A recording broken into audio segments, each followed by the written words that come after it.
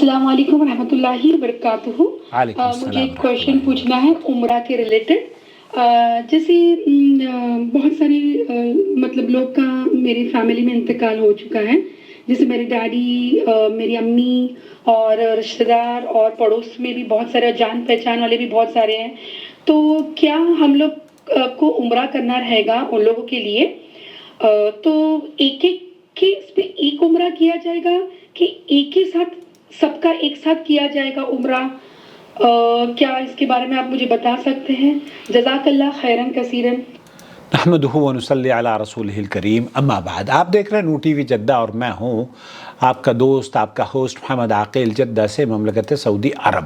سماحت الشیخ عبدالعزیز بن باز مفتی مملکت سعودی عرب سے پوچھا گیا کہ کیا ایک شخص ایک سے زیادہ اشخاص کے بارے میں، یا جیسے بہن کہہ رہی ہیں کہ ان کے رشتہ دار والد کا بھی انتقال ہو گیا اور والدہ کا بھی انتقال ہو گیا، چچا کا بھی انتقال ہو گیا، ساس سسر کا انتقال ہو گیا، یا بہت سارے رشتہ دار ہیں، کئی ہیں جو کہ اپنے شوہر کو کھو بیٹھتے ہیں، کئی شوہر ایسے ہیں جو اپنی بیویوں کو کھو بیٹھتے ہیں، تو ایک ہی سفر میں، ایک ہی عمرے میں میں اپنی والدہ کے لیے بھی عمرہ کروں اور اسی عمرے کو والد کے لیے بھی اور اسی عمرے کو اپنی بیوی کے لیے بھی، کیا ایسا ممکن ہے؟ تو سماحت الشیخ عبدالعزیز بن باز مفتی مملکت سعودی عرب نے جو فرمایا وہ میں آپ کو بعد میں سنواؤں گا، پہلے شیخ صالح الفوزان سے یہی پوچھا جا رہا ہے۔ جزاكم الله خيرا. هذا السائل يقول: هل يجوز أن أعدي العمرة عن أكثر من شخص وفي نفس المرة الأولى؟ پہلا ہی عمرہ میں کر رہا ہوں اور عمرہ کرتے وقت کیا ایک سے زیادہ لوگوں کے لیے عمرہ کر سکتا ہوں اپنے رشتہ داروں کے لیے؟ العمرة لا تجزي إلا عن شخص واحد. عمرہ جو ہے لا تجزی عن شخص الواحد، ایک شخص کی طرف سے ہی آپ عمرہ کر سکتے ہیں، دوسروں کے ان کو دو کو یا تین کو جمع نہیں کر سکتے۔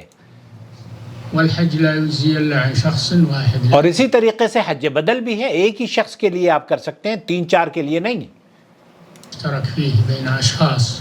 اس میں اشتراک مشروع نہیں ہے۔ إذا أراد أنه ينفع إخوانه فيعتمر عن كل واحد عمرة.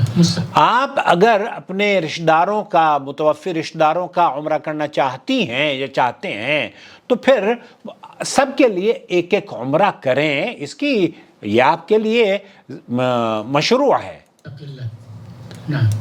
اور شیخ ابن باز نے ایک اور چیز یہاں بیان کری کہ فَلَيْسَ لَكَ أَن تحج عن جماعة ولا تعتمر عن جماعة وإنما الحج عن واحد والعمرة عن واحد فقط إذا كان المحجوب عنه میتا۔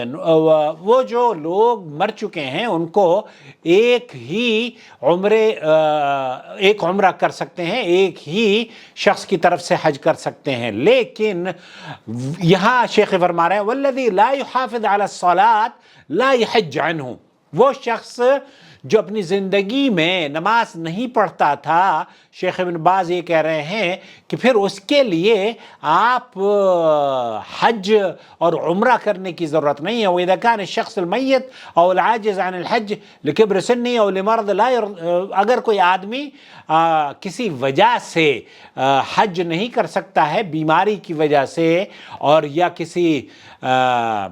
کسی بڑے عمر ہونے کی وجہ سے، اور اس کو استطاعت ہے، تو وہ حج بدل اپنی طرف سے بِإِنَّهُ كَانَ لَا يُصَلِّي أَوْ عَنْدَهُ مَا، اور وہ نماز بھی نہیں پڑھتا تھا، وہ گھر پہ بیٹھا ہوا ہے، نماز بھی نہیں پڑھتا، تو آپ کو پیسے دے کر بھیج دیتا ہے، تو اس کے لیے آپ نے جو پیسے لیے ہیں، شیخ کہہ رہے ہیں کہ فَإِنَّهُ لَا يَحُجُّ عَنْهُ، تو پھر اس کے لیے حج کرنا ضروری نہیں ہے۔ لَإِنَّ تَرْكَ الصَّلَاةَ كُفْرٌ أَكْبَرُ فِي أَصَحِّ قَوْلِ الْعُلَمَاء، تو وہ لوگ جو کہ تارک نماز ہیں، جنہوں نے اپنی زندگی میں نمازیں نہیں پڑھی ہیں، ان کے لیے نماز جو نہیں پڑھتا ان کے لیے حج اور عمرہ نہیں کیا جا سکتا۔ شیخ ابن باز کا فتویٰ یہ ہے، اور شیخ یہ کہہ رہے ہیں کیونکہ نماز تو عمود الدین ہے، یہ دین کا ستون ہے۔ فمن ترکھا فقد کفر، جس نے چھوڑا اس نے گناہ کیا اور اس نے کفر اختیار کیا۔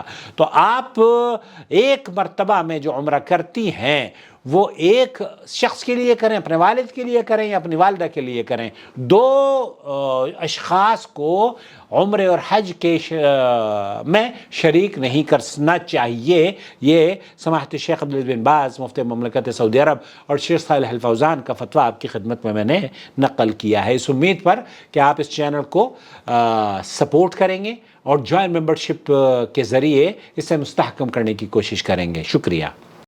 وما أرسلنا من قبلك إلا رجالا نوحي إليهم فاسألوا أهل الذكر إن كنتم لا تعلمون بالبينات والزبر وأنزلنا إليك الذكر لتبين للناس ما نزل إليهم ولعلهم يتفكرون أفأمن الذين مكروا السيئات أن يخسف الله بهم الأرض أو يأتيهم العذاب من حيث لا يشعرون